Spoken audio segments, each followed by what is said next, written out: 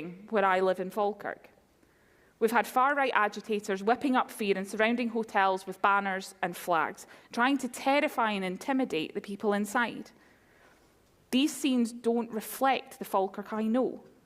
They don't reflect the wonderful community that I represent or the town that I'm proud to call home. The people in these hotels have fled war and harm, often caused by decisions made by politicians here in the UK.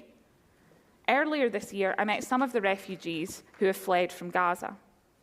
They'd seen their entire families killed and their homes destroyed in a grotesque genocide that the UK government has armed, supported and enabled. I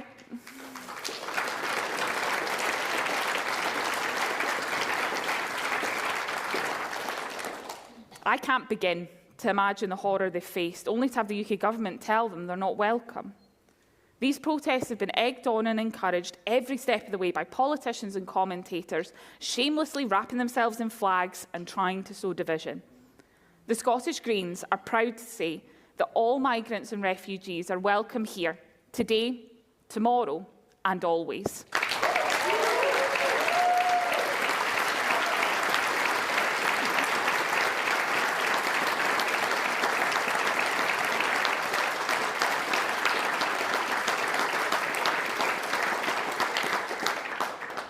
They're our friends, our loved ones, our neighbours, and so much more.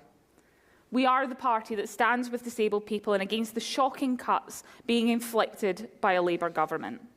We are the party that will protect trans rights. Trans rights are human rights and always will be.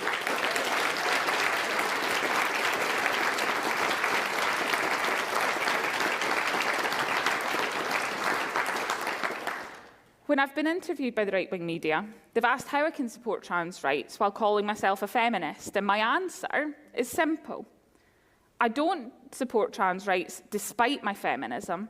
I do it because of my feminism.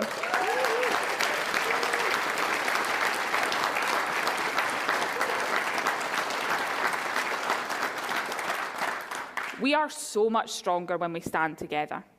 And this is what we did when we introduced my bill for buffer zones outside hospitals. I still remember the chill I felt when I first saw footage of those so-called vigils. I was horrified. What I saw was an intimidating group waving graphic banners and using megaphones in a bid to stop people from accessing healthcare.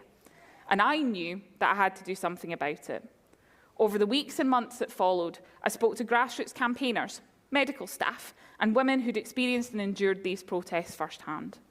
I learned from all of them and their stories, and I worked with them to ensure that nobody else would have to go through what they did. But I know that we couldn't have done it without the people in this room.